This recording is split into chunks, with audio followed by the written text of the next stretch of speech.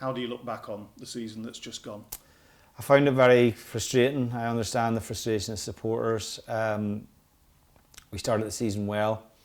We obviously then had to deal with a few major injuries all at the same time. If you look at the November window, or the November international window, we lost Harry, Joe Bursick and Jordan Thompson all at the same time, which was a bit of a blow.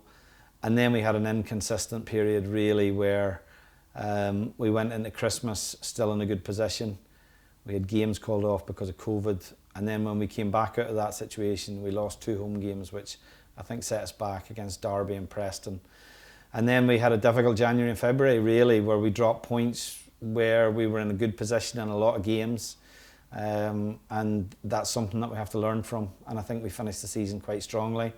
And it's just, I think when you're in this league and the nature of this league, it's 5 or 6 games that are ultimately the difference between your season, where we finished in 14th and you finish in the top 6. And we had more than 5 or 6 frustrating games certainly, and I'm sure the other clubs could argue that as well. But I just felt I did feel we progressed, although at times I can understand the frustration that supporters had, because we were in a strong position in a lot of games and possibly didn't take what we should have, and definitely didn't take what we should have done on a number of occasions. I think the real frustration is the fact that we slipped up against teams below us, really. Yeah.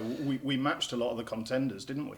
Well, we did. I felt like, we didn't take any points off the 2 teams that went up automatically, although I feel that only in one of those games were we beaten comprehensively, which was Fulham away.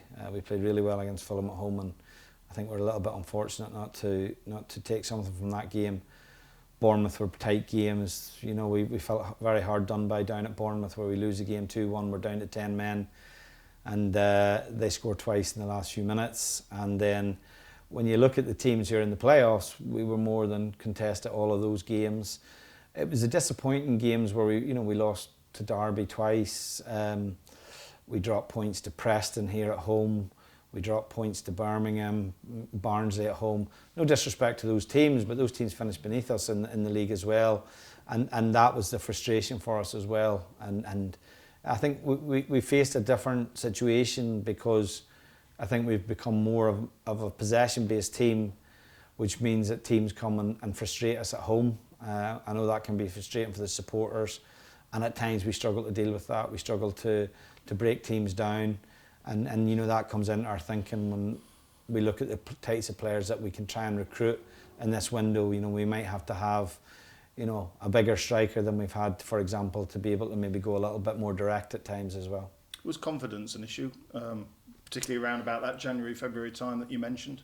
I think it was. I still look at our team, and there's a number of players that they've not played a huge amount of consistent football, like don't have 100 games yet in the Championship under their belt. I look at Timon and Campbell, even Suter, and Ben Wilmot, Jacob. They're still in their first, second year in the Championship. So it's a demanding league. It's a tough league. And I think as a group of players, we're maybe still, getting to that level where we're getting a little bit battle hardened, and also, I always felt that when we didn't play well, we looked more susceptible than possibly we should have done to drop points. And the key is, when you're not maybe at your best, that you find a way to not lose a game or protect a lead, and make sure that you can get out of there with something to show for the work that you've done that day. Let's focus on the positives, 2 in particular. First of all, Jacob Brown, and then we'll move on to Lewis Baker, because he made quite an impact in the second half of the season. Yeah, Jacob's I think a good example of possibly the journey that the club's going on a little bit as well, because we signed him from Barnsley, and he was very raw, had come into the game late, and had played very little first team football, had broke through at Barnsley, but had sort of caught the eye of a lot of people. But it's the development in Jacob now, 14 goals, our top goal scorer, and doesn't take any penalties either, so all from play. And he knows himself that he missed chances, that he knows himself he could have added to that.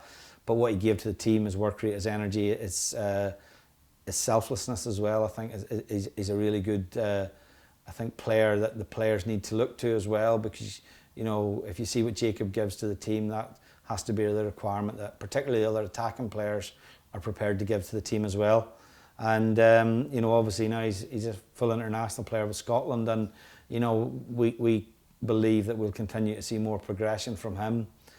With Lewis, I think we knew we were bringing a good player into the building.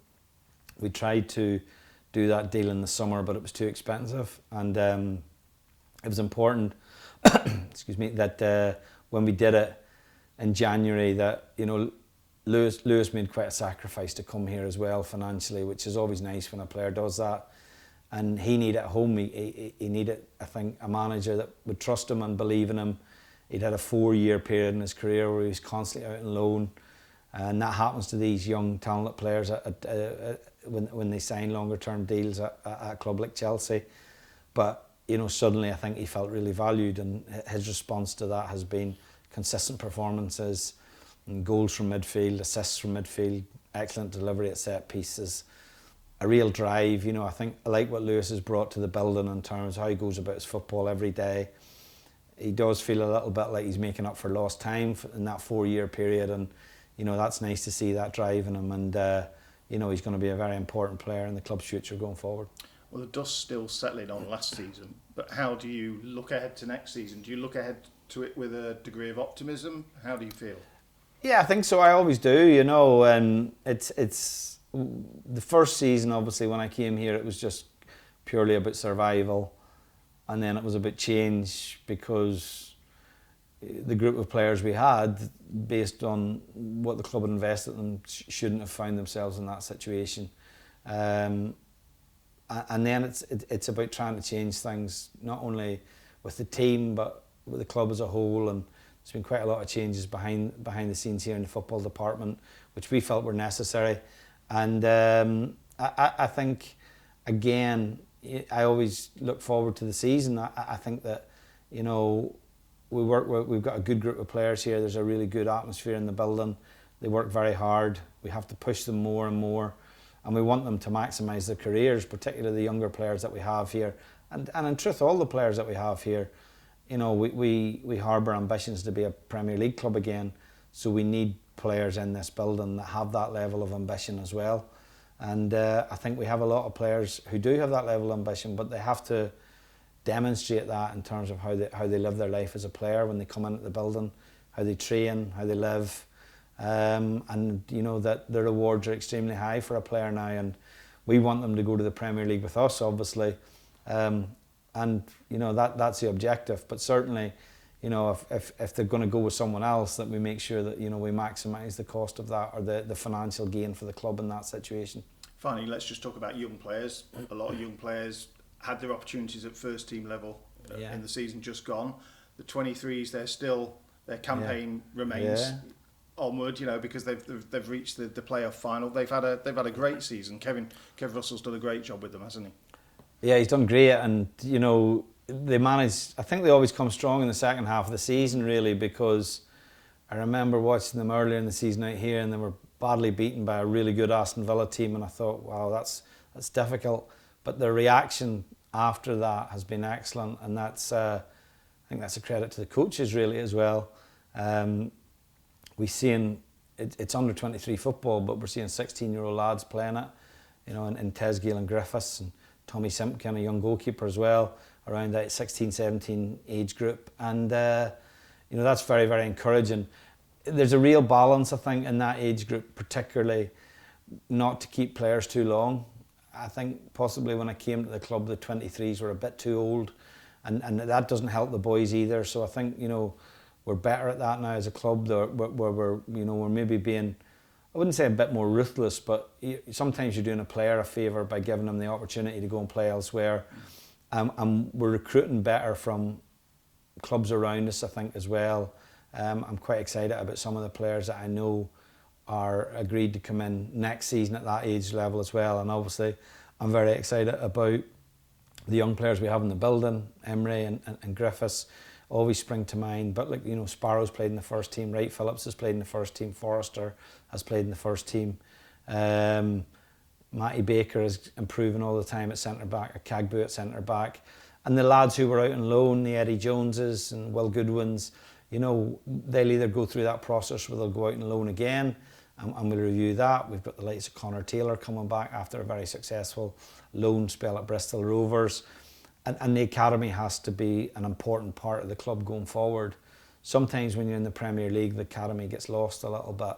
And if you look at the investment that we made in the academy when we were in the Premier League, well, those are the players that we're talking about now in our first team in the Championship. So it does pay off. You do need to be patient with it. You know, supporters need to be patient with that as well. But those young players, I think, you know, hopefully will continue to progress, and we'll have them as close to the first team as we can without building up expectation, which is unnecessary. A young player just needs to play. It's not important that they play at 16 or 17. It's about making sure they're ready to play at 19, 20 as well. So, you know, I'm quite excited about obviously that group of players, and you know, not only to see them finish this season strong, but obviously looking ahead to next season as well.